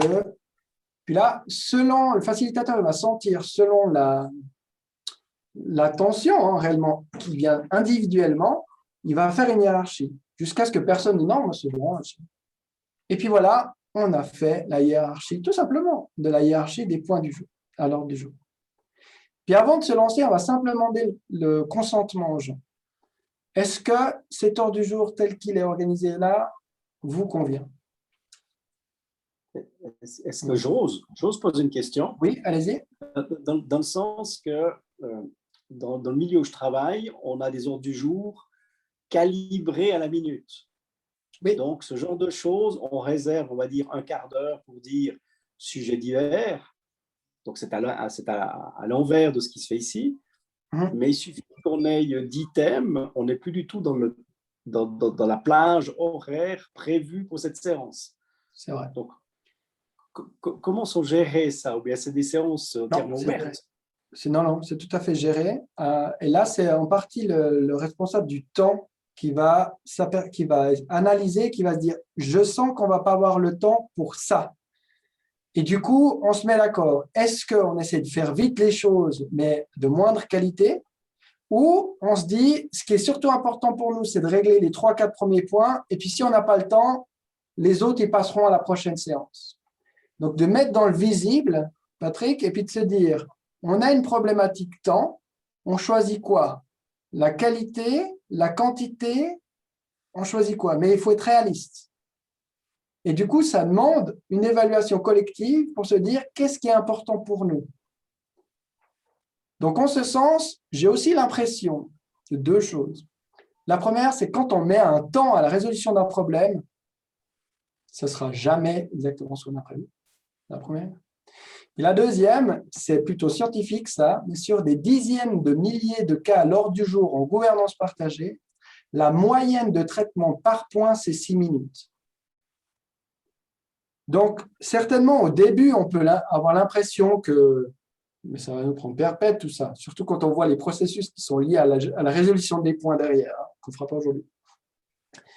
Et puis, en fait, dans la réalité, quand on apprend bien cet art et cette discipline de la gouvernance partagée, ben, en fait, on est 10 fois plus efficient, littéralement, qu'un processus traditionnel. Donc, ça reste une question ouverte. Peut-être que je n'ai pas la réponse, mais voilà un peu mon ressenti par rapport à ce que vous dites, que je comprends et que j'entends. Hein. Merci.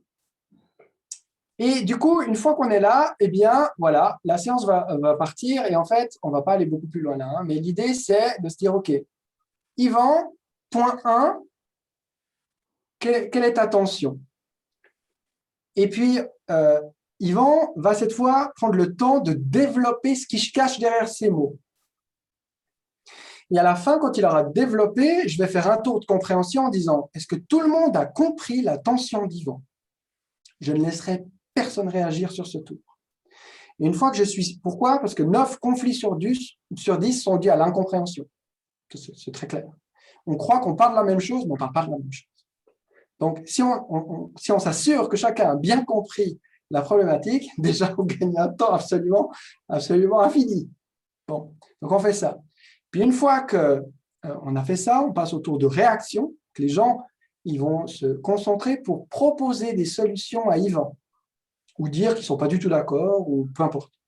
Ils vont lui fournir de la matière, de sorte à ce qu'il puisse faire quelque chose avec sa tension. Puis à l'issue du tour de réaction, je vais revenir vers Yvan et je vais dire, Yvan, est-ce que ta tension est levée? Et l'intelligence collective va faire que 9 fois sur 10, sa tension sera levée. Et puis, une fois sur 10, il va dire, ben non, c'est pas ça dont j'ai besoin, mais il aura compris du coup ce qu'il aura besoin avec plus de précision. Et du coup, il va redire sa tension et on va refaire la même chose jusqu'à ce qu'on arrive et que Yvan nous dise, ma tension est résolue. Quand la tension d'Yvan est résolue, on biffe le point. On dit, est-ce que quelqu'un a une tension à rajouter à l'ordre du jour? Oui, non.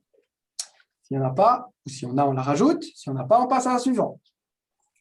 Bom, bom, bom, bom, bom, bom. Ça, c'est comme ça qu'on va utiliser cet outil dit de l'ordre du jour à voler et de la gestion par tension des problématiques du quotidien. En sachant encore une fois qu'on amène les tensions en séance que lorsqu'on n'a pas réussi à les résoudre entre les séances. Mais ça, évidemment, c'est aussi un apprentissage parce qu'on a appris dans une société que de voir un problème, de l'étaler, puis de montrer à tout le monde que ça ne va pas, eh bien, c'est quelqu'un qui a de la valeur, qui peut peut-être se faire promouvoir, etc. Donc, il y a des mécanismes, tout ça un peu cachés, qui font qu'il y a plein de choses qui pourraient être résolues avant, mais qu'on ne résout pas, parce que voilà. Mais quand la dynamique de la séance, ben, au contraire, elle vise vraiment à éteindre les choses qui posent problème et pas les autres, eh bien, assez vite, on voit un changement de posture et de comportement qui est assez remarquable. Des questions par rapport à ça? Cet outil-là, on a fait le tour. Ça joue? Une observation, mon point est malheureusement très sérieux. Ma fille m'a rappelé que je devais la faire répéter son vocabulaire d'allemand, ce qu'elle n'a pas fait. Je croyais qu'elle l'avait fait, donc je vais devoir vous quitter malheureusement, mais c'est vraiment, je suis très désolé de ça. J'espère revoir, en tout cas en replay, la vidéo. Merci infiniment Antoine, c'est super intéressant et j'adore comme tu as présenté les choses. Je trouve que c'est vraiment très, très stimulant. Merci beaucoup et au revoir à tout le monde. Désolé encore. Merci bien. Bonne soirée, bon courage avec The German. Dutch. Alors, parfait, super. Donc là, j'arrête de partager, je reviens sur ma présentation. Ça joue? J'ouvre un peu la discussion. Vous avez une question? Ça vous parle? Ça vous semble? Est-ce que ça vous semble possible? Est-ce que c'est quelque chose qui est à 100 kilos ou est-ce que c'est quelque chose qui vous paraît à proximité, à un bout, entièrement? On peut essayer ça, on ne peut pas essayer ça dans vos environnements? Est-ce que je dis des trucs finalement qui sont fantasmés ou qu'est-ce que vous en pensez? Pour moi, ça me parle beaucoup. Je viens de reprendre, en fait, de rentrer dans un comité d'un club sportif. Il y avait 5 membres dans ce comité et puis 4 sur 5 ont démissionné. Donc, on a une toute nouvelle équipe. On doit tout remettre sur la table. Donc au niveau vraiment très pratique, typiquement les heures de glace, mais on doit aussi, apprendre à travailler ensemble. Donc pour moi, ça tombe à point nommé parce je pense qu'on a vraiment l'opportunité maintenant de mettre en place ce genre de choses. Donc pour moi, cette présentation, elle tombe bien aussi au niveau du timing parce que c'est vraiment le bon moment de commencer sur le bon pied et puis de faire fonctionner, ce comité, de manière saine. Enfin, ce que je pense pouvoir être possible avec ça. Et puis, à ce niveau-là, je trouve que c'est bien. Je pense que c'est peut-être compliqué de venir avec ce genre d'idée dans un comité qui est déjà en place et peut-être un peu sclérosé depuis longtemps et peut-être pas tout le monde sera ouvert à ça. Mais là, j'ai l'impression que dans ma situation personnelle et par rapport à ce club, ça va pouvoir être, utilisé. Donc, très contente. Super. Merci. D'autres? Non? Alors, je suis dans un milieu beaucoup plus formel, avec des juristes et autres, donc ça risque d'être un peu une surprise et un choc, Mais je pense qu'une partie pourrait les intéresser sur le côté dynamique, sortir peut-être de leur routine et autres, mais ce n'est pas leur mode de fonctionnement, on va dire ça comme ça. Tout à fait, bien sûr. Et je pense que les habitudes ou les vieilles habitudes ou la routine, c'est peut-être le plus grand danger avec la préservation du pouvoir. Puisqu'évidemment, ces processus redistribuent le pouvoir. Celui qui pouvait faire son ordre du jour et décider de quoi on parle, il n'a pas envie de perdre ça. C'est compréhensible. On ne veut pas perdre les privilèges qu'on a. En tant qu'homme blanc de classe moyenne favorisée, je peux vous dire que je comprends. Je n'ai pas envie de perdre ce pouvoir, mais on n'aura pas le choix. Il va falloir que la majorité gagne le pouvoir. Évidemment, il va falloir qu'une minorité perde ce pouvoir.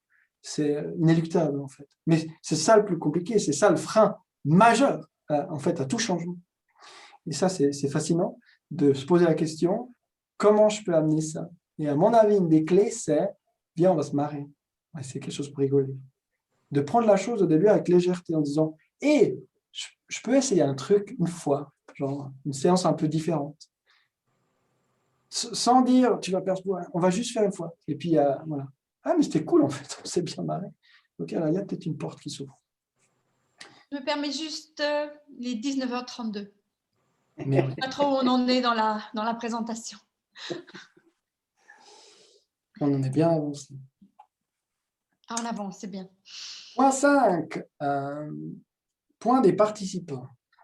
Théoriquement, sur ce point 5, si on sait bien travailler, il n'y a rien. Pourquoi? Parce qu'il y a les espaces qui ont déjà été créés avant. Pour aller beaucoup plus en détail sur ces deux, vous avez compris que le temps, surtout dans le deuxième espace, l'ordre du jour, il peut y avoir encore, on pourrait encore détailler le type de point à l'ordre du jour. Si c'est un point opérationnel, stratégique, de raison d'être ou d'autres choses, ou de conflit. Enfin, il y a plein de choses. On ne va pas aller là-dedans ce soir, mais c'est intéressant. C'est un peu une discipline qui est comme un oignon. Hein. Chaque fois qu'on enlève une couche, et normalement, si on fait bien les choses, il y a eu les espaces suffisants pour avoir pu traiter et dire ce qu'on avait à dire. Mais surtout au début, j'ai remarqué qu'il faut s'habituer, il est possible que ça soit un peu trop formalisé, puis que les gens ne comprennent pas, puis ils se disent, mais c'est à quel moment que je peux parler ou je peux pas, je ne savais pas, alors par défaut, je n'ai rien dit. Et du coup, je crée ce point des participants pour dire, voilà, maintenant on rentre dans un truc qui est moins formel, est-ce que quelqu'un a encore quelque chose à dire? Et puis, effectivement, là, il faudrait voir le temps qui reste déjà, et puis voir si des choses, elles peuvent sortir de manière moins formelle.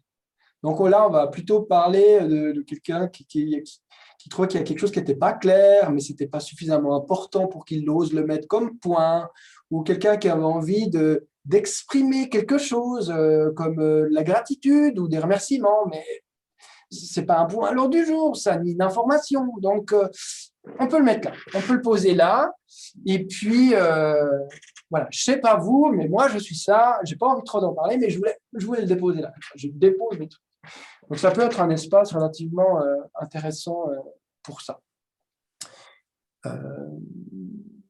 Voilà, nous, il y a très, très peu de fois où là, ça prend plus de 2 minutes, franchement, celui-là.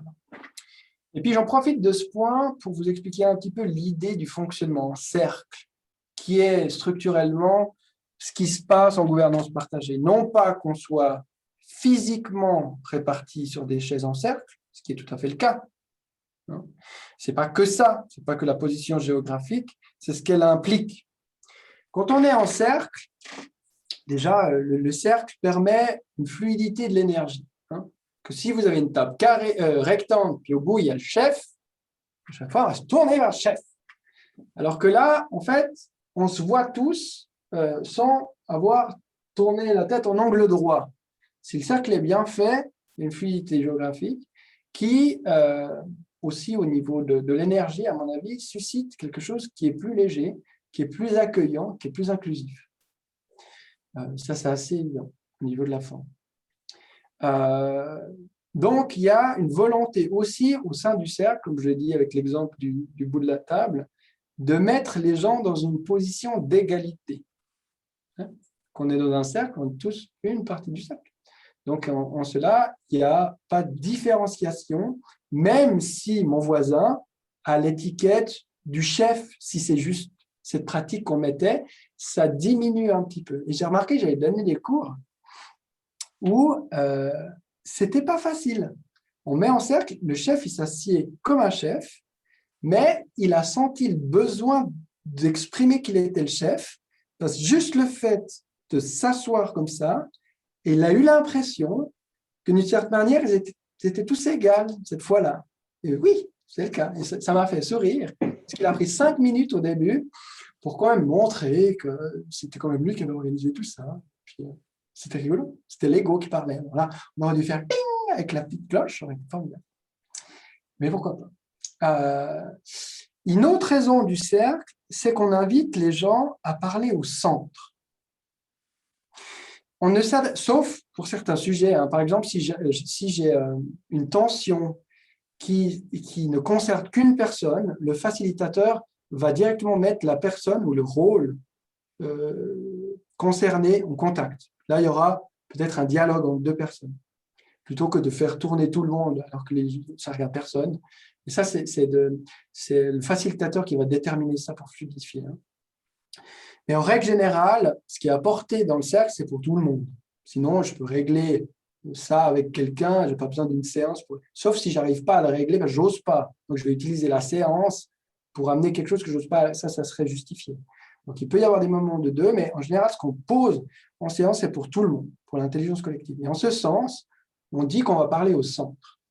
Et c'est très important, parce que du coup, en fait, on va limiter les guerres d'ego, et puis on va vraiment donner quelque chose pour tout le monde.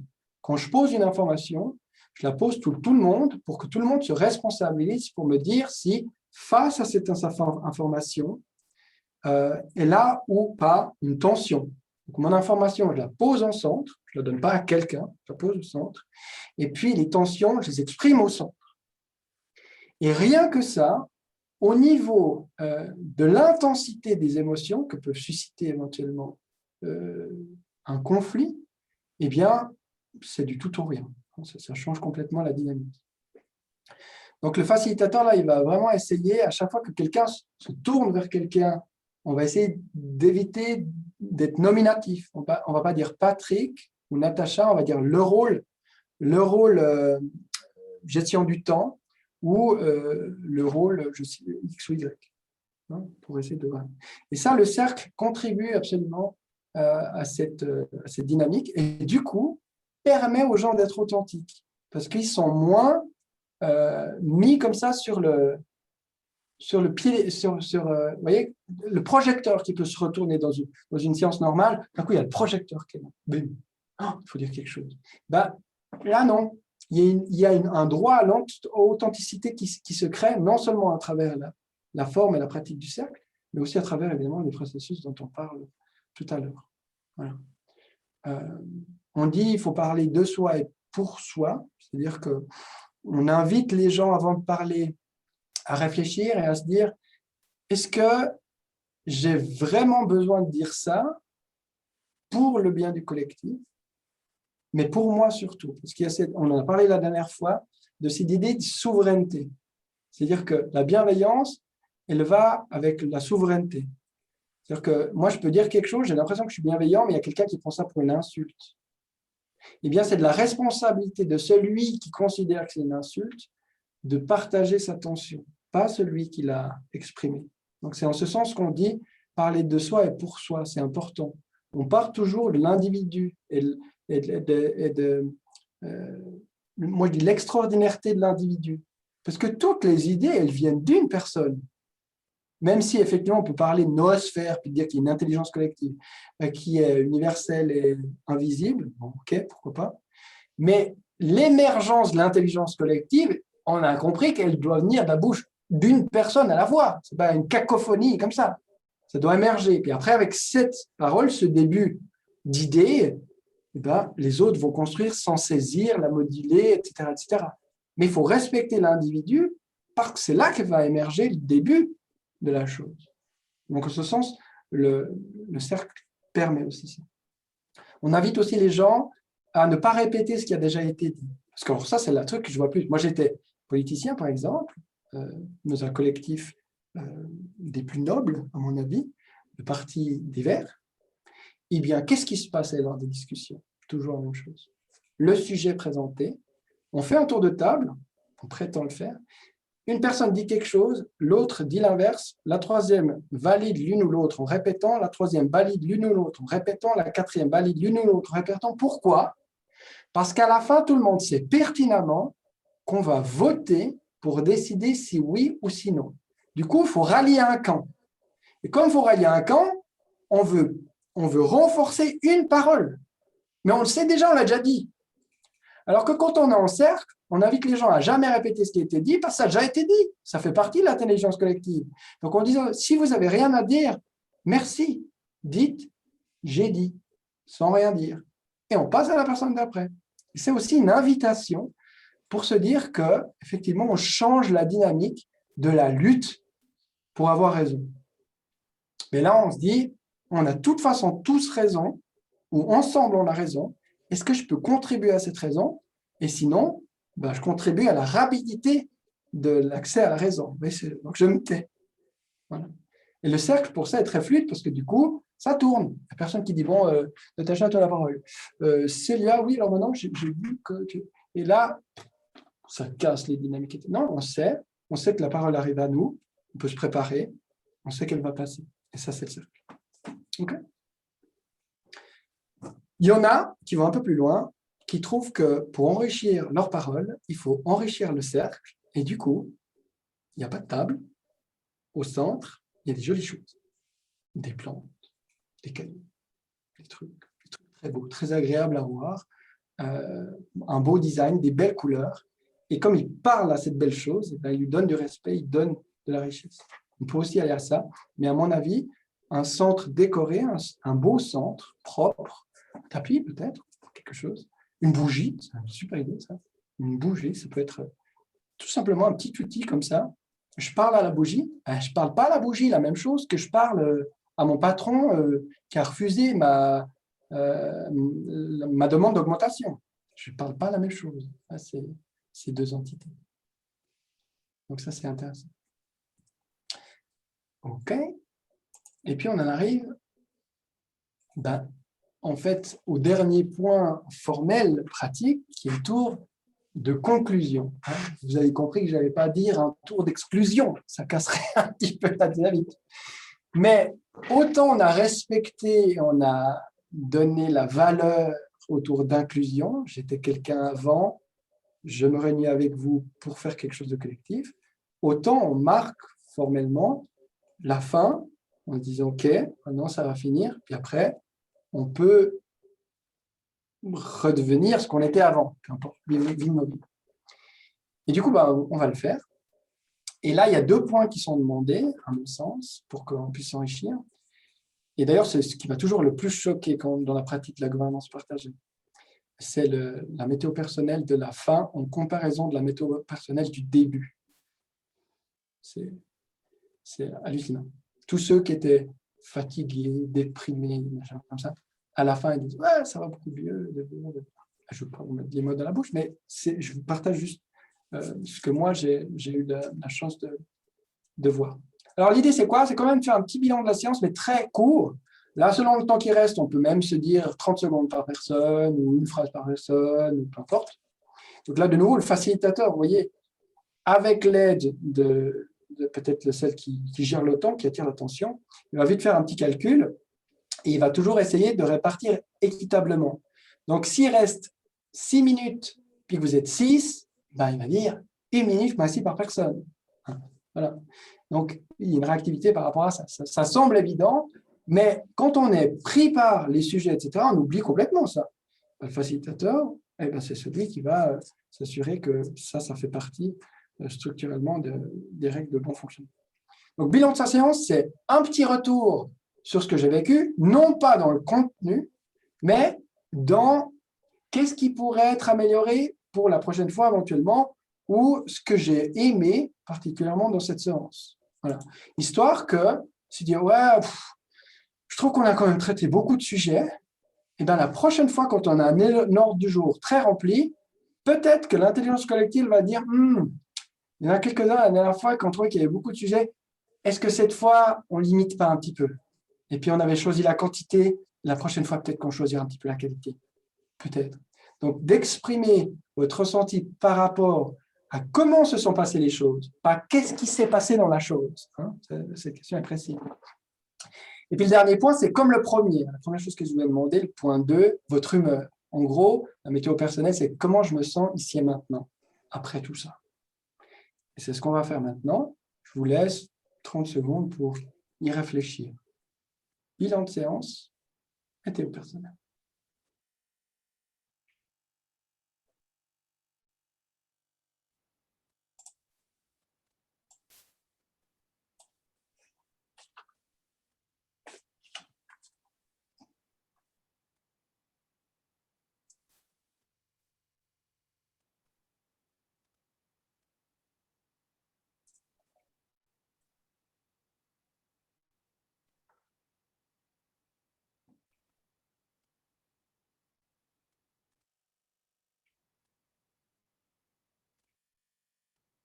Alors, la personne qui est prête peut démarrer.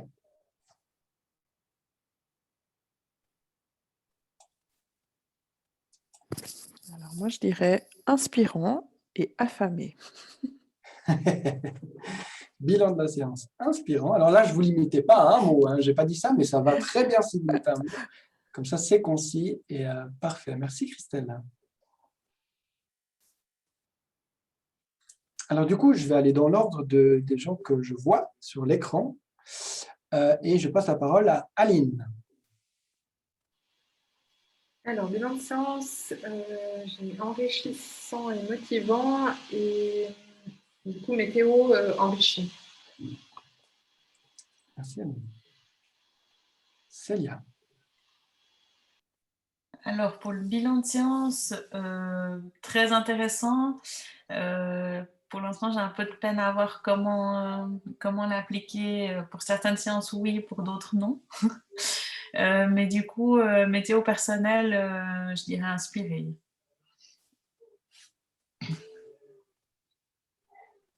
Merci. Chloé. Alors moi, le bilan de séance, c'est l'envie de mettre en pratique, vraiment. Et le météo personnel, c'est motivé.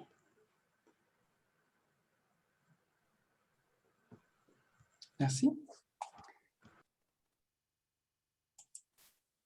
Patrick. Alors, pour moi, le bilan de séance, c'est la découverte d'une nouvelle approche, l'envie de tester ou d'essayer ce genre d'approche. Et puis, la météo personnelle, c'est impatient. Et puis, peut-être le côté complexe, ça virait à simplification ou à simplifier.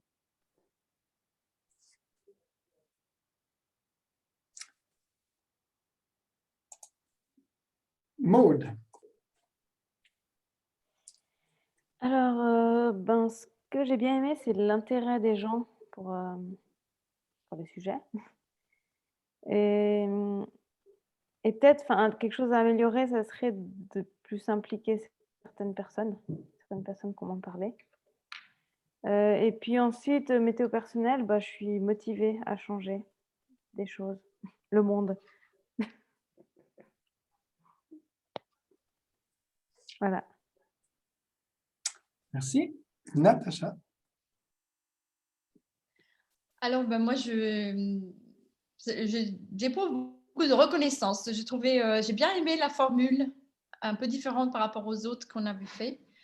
Et les personnes aussi très intéressées avec des questions. J'ai bien aimé l'énergie qu'il y avait. Et puis, météo personnelle, je suis aussi affamée. Merci, j'ai dit. Merci. Et puis, est-ce que quelqu'un... moi, j'ai toujours peur de rater quelqu'un quand je suis en Zoom comme ça. Tout le monde a parlé? Oui? Très bien. Parfait. Donc voilà, mon bilan de la séance à moi, c'est de poursuivre l'audace, puisque je n'ai jamais fait une présentation comme ça, formation. Mais il semblerait que je prenne plaisir à faire des trucs que je ne fais jamais.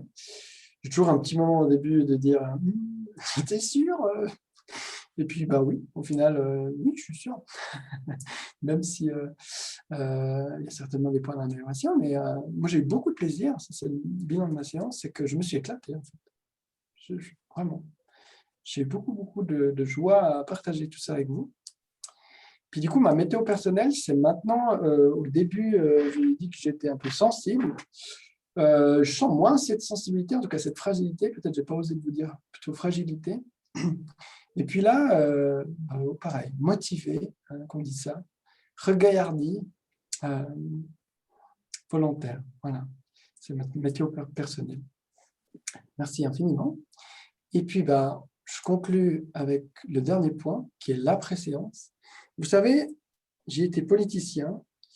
Une chose que je sais pertinemment, c'est que rien ne se décide à l'Assemblée. Rien. Tout se décide à l'apéro, en fait, avant, informellement, ou après, quand on est en quatre yeux, quand on est en train de rigoler, voilà, etc. Et cette après-séance, du coup, qui peut être avant séance aussi, hein, elle est importante de créer cet espace. Alors, il y a des gens qui sont fatigués, ils n'en peuvent plus, ils doivent rentrer parce qu'il y a la famille, il faut coucher les enfants, etc. Aucun problème, pas de jugement. Cette après-séance, c'est juste une possibilité pour ceux qui veulent. Donc, complètement facultative. Pas forcément pour traiter les problèmes, mais ils viennent naturellement, en fait. Hein. Là, on est sans contrainte.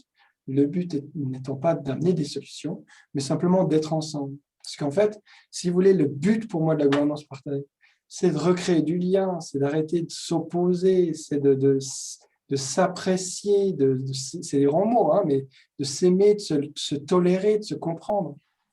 Et ça, en fin de compte, il faut créer ces espaces, pas toujours se voir pour quelque chose. Voyons-nous pour ceci, pour cette séance, pour cela, pour travailler, pour atteindre cet objectif. Et si on se voyait juste pour se voir, c'est un petit peu l'appel que je fais, et de se dire, ça fait aussi partie du boulot, sinon plus, de se voir pour se voir. C'est tout. Et je conclue là-dessus. Je vous remercie beaucoup pour votre attention. Et voilà, à disposition aussi, si vous avez envie d'une manière ou d'une autre, dans vos collectifs individuels, avoir un facilitateur ou une personne qui peut, d'une manière ou d'une autre, vous accompagner, soit par conseil, soit par présence. C'est aussi des choses que je fais. Donc, n'hésitez pas. Et merci encore beaucoup pour cette belle soirée. Merci beaucoup, Antoine, et merci à toutes et tous les participants. J'avais une question, moi, pour Antoine. Est-ce qu'éventuellement, on pourrait recevoir un lien ou la présentation? Parce qu'il y avait des informations qui me semblaient intéressantes. Alors, on peut revoir l'intervention puisqu'elle est filmée, mais moi, j'aime bien pouvoir imprimer le papier. Oui, bien sûr. Encore, je suis un peu vieille, j'aime bien le... Est-ce qu'éventuellement, ça, c'est possible qu'on puisse avoir un... Si tu nous envoies le fichier, on va vous envoyer à tous les participants, à tous les gens qui s'étaient inscrits, le lien pour pouvoir revoir la visioconférence, mais peut-être on pourrait aussi mettre dans le fichier, dans le mail, le fichier. Oui, alors si vous me donnez 1 minute, à mon avis, j'ai moyen de vous le transmettre dans le chat. Ah oui, directement dans le chat. Directement PDF. Ouais. Donnez-moi juste 1 minute. Oui, il n'y a pas de souci. Et donc, ce que je voulais vous dire aussi, c'est que, comme j'ai annoncé au début, c'était le dernier événement de notre saison. L'année prochaine, on va reprendre fin août, début septembre. Les sujets, un peu comme la gouvernance partagée, seront plutôt faits sur place en petits groupes en fonction des indications sanitaires, et on envisage de continuer les visioconférences sur les thèmes qu'on a choisis. Donc cette année, on avait déjà fait des thèmes sur l'agriculture et puis le tourisme, le développement du tourisme 4 saisons. On a ajouté les industries créatives. Donc, comme disait Maud au début de l'intervention, le but de ces visioconférences, c'est de donner de l'inspiration à des porteurs de projets de la région du Chablais et en dehors. Hein. Donc, si vous avez des idées d'intervenants ou des choses, bah, moi, je prends tout. Et puis, si vous voulez vous abonner à notre newsletter, vous avez la possibilité de le faire sur le site. Comme ça, vous serez informés des événements qu'on organise. Et si vous êtes dans la région, pas trop loin de Monté, tous les jeudis midi, on invite les gens qui veulent venir manger avec nous. Alors aujourd'hui, c'était exceptionnel puisqu'il a fait beau, on a mangé dehors, hein, on a un parc, un très joli parc. Donc, on n'est pas les uns sur les autres, on peut se mettre dehors. Donc, n'hésitez pas. Et puis aussi, si vous voulez faire une visite de la Maison Blanche, vous serez les bienvenus. Même si c'est un jour, on sera content de vous accueillir chez nous. Donc, voilà, moi, je vous remercie beaucoup de votre participation et je remercie encore beaucoup Antoine et Maude qui m'aident dans ces événements précieusement. Voilà. Non, c'est bon, vous trouvez dans la conversation, vous pouvez cliquer dessus, le télécharger, vous l'avez direct sur votre ordinateur. Magnifique, merci beaucoup Antoine. Voilà, alors je ne sais pas, Maude, est-ce que tu peux dire quelque chose? Non, merci à tout le monde, merci à Antoine, André, encore une fois, c'était super intéressant. Ça motive, justement, comme je disais, à faire changer des choses, des séances en tout cas. Puis voilà, j'espère vous voir une fois à la Maison Blanche, en vrai. N'hésitez pas à venir en tout cas. Voilà. Alors merci beaucoup, bonne soirée et bon appétit. Bonne soirée, au revoir.